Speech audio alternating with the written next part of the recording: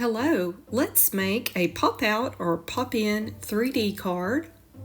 Today I'm using the Marry Me collection, and here are my two samples using this card recipe. With it being card making season, the holidays are here, and what better way to try something a little bit different?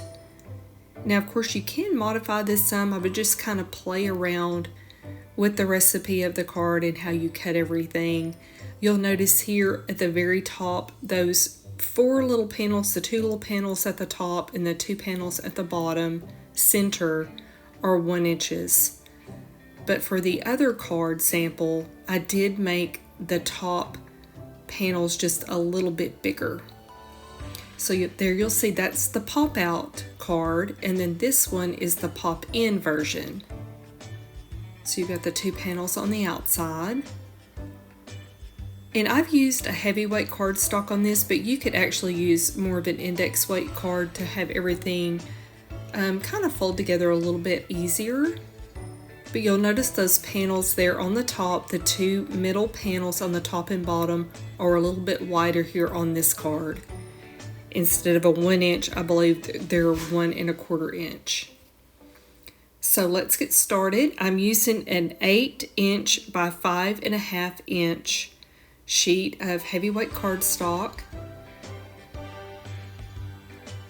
Here are the measurements for where you will score everything. So if you want to take a little screenshot of this, so you'll kind of have it in easy to access if you get ready to make this card. So there's how everything folds up for the pop in part. And there's how it looks on the back. So again, there are those measurements. And then I'm just using my small scoreboard here, so I will be rotating my card. And our first score line will be at 2 inches. Then I will rotate it around and score again at 2 inches. But if you're using a full scoreboard, you can score at 2 and at 6. Then rotate that 90 degrees. And then I'm just going to use a ruler because you're not going to score all the way across the card base. You're just scoring right there in between that 2 and 6 inch score line. So here I'm using the 1 inch mark, and I'm going to rotate and do the same thing. Now this is the part where you can make an adjustment and make this part just a little bit wider at the top. I thought it was fun just to kind of give it a different look. I wanted to use a little bit of a larger ephemera piece there, so I did make that adjustment for this particular card. Okay, so here's where everything lines up. And then we're going to rotate that card around again. And then we're going to score directly in the center, but just to the score lines that you just made. So at 4 inches, you're going to score just down to the intersecting line, and then flip it over and repeat.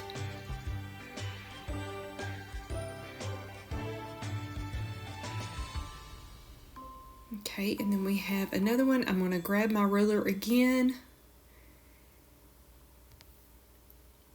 And here we're scoring at 3. So I'm coming down again, just past that other score line there. And I'm going to score there.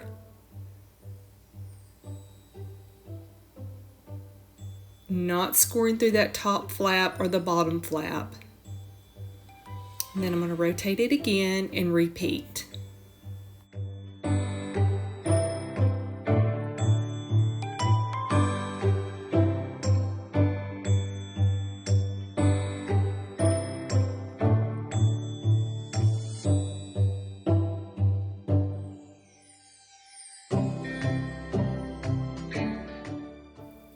Okay, next I'm moving over to my cutting mat, and I am using an X-Acto knife for this part.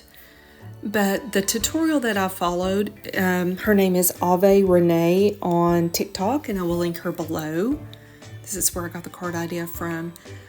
She actually used her Fisker's paper trimmer to be able to do this part, but I only use a guillotine style paper trimmer. I don't own anything but that at this moment, so I couldn't really do that with this. But if you want to go take a look at her, I will link her name below, and you can hop over to TikTok. I believe she may have a YouTube channel as well.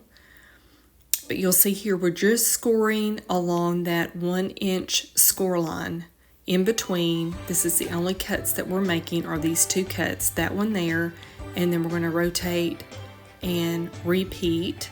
So I'm just using a straight edge there too, just to get a good clean line as that goes. And you can kind of trim it up if you need to get everything to fold up.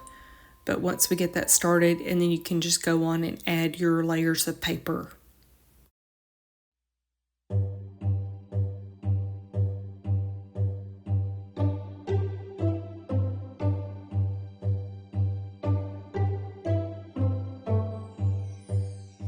Okay, now that the two sides have been cut, we're just going to take our bone folder and start folding along all of the score lines, giving it a good burnish. Again, if you don't want your card as bulky or as hard to kind of fold and get everything to lay flat, you may try a lesser weight cardstock and see if you like that a little bit better. And here's how we're folding everything. And again, you may kind of fold this around and find different little looks that you may run across. I'm going to pinch these sides together there. And again, to do the pop out and pop in portion, you'll just need to kind of maneuver the paper back and forth until you find the best fit for how you're going to have your card displayed. So just getting all those little nooks and crannies there. So there is our pop out card, and you'll just lay those flaps to the back like that. Now I actually think this is kind of cute too. If you wanted to do this where this was the front of the card, that would actually work as well. So just get that to lay as flat as possible. So when you put it in the envelope, you'll have one flap go to the left and the other to the right.